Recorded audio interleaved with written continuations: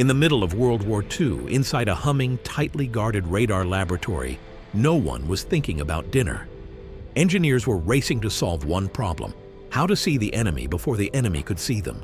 Radar, especially short-wavelength microwave radar, had become one of the most valuable technologies of the war. Whoever mastered it could detect aircraft in the dark, track ships through storms, and change the balance of power in the skies and seas. And at the heart of that race was a strange, powerful device called the cavity magnetron. Compact, temperamental, and capable of generating intense microwave radiation, the magnetron made modern radar possible. It was small enough to fit into aircraft, yet powerful enough to spot distant targets. By the mid-1940s, American companies like Raytheon were producing these tubes around the clock, under strict secrecy, staffed by engineers who barely slept and rarely left the lab. One of those engineers was Percy LeBaron Spencer. Spencer didn't look like a revolutionary inventor.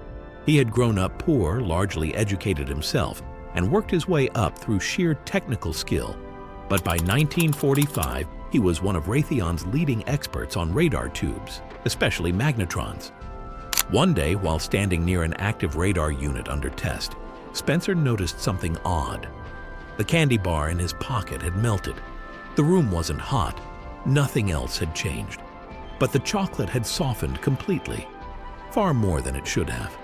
Spencer didn't brush it off. He thought about it. The only unusual factor was the operating magnetron nearby. He suspected the microwaves themselves were responsible.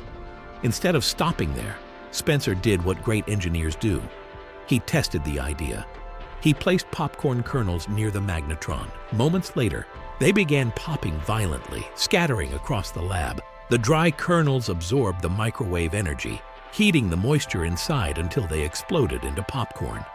Then he tried an egg. The microwaves heated the inside faster than steam could escape. The egg burst, splattering hot yolk and proving the point in the messiest way possible. These weren't accidents anymore. Spencer realized that microwave radiation could rapidly heat food from the inside out. The challenge wasn't whether it worked, it was how to control it. His solution was simple and elegant. Spencer designed a metal enclosure that could contain microwave energy. The magnetron fed power into the box, while the metal walls reflected the waves inward, creating an intense electromagnetic field. Any food placed inside absorbed the energy and heated rapidly.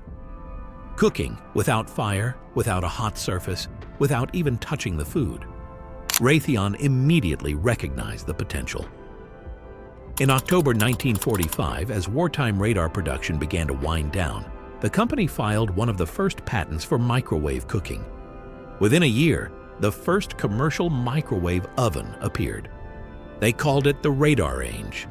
It was enormous, over 5 feet tall, weighing hundreds of pounds, and costing several $1,000s. It required water cooling and special electrical installation. This was not a home appliance. It was built for restaurants, ships, and institutional kitchens where speed mattered more than space or cost. And for those users, it was revolutionary. Food could be reheated in minutes instead of hours. Leftovers no longer meant delays. Commercial kitchens could move faster than ever before. But the radar range was only the beginning. Over the next 2 decades, magnetrons became smaller and more efficient. Electronics improved. Manufacturing costs dropped. What once filled a room slowly shrank into something that could sit on a countertop.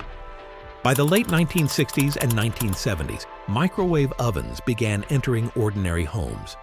As safety standards improved and prices fell, the microwave quietly transformed daily life.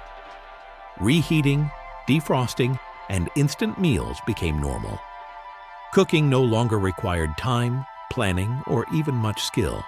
A technology born from wartime urgency had reshaped how the world eats. All because one engineer noticed a melted candy bar and decided to ask why.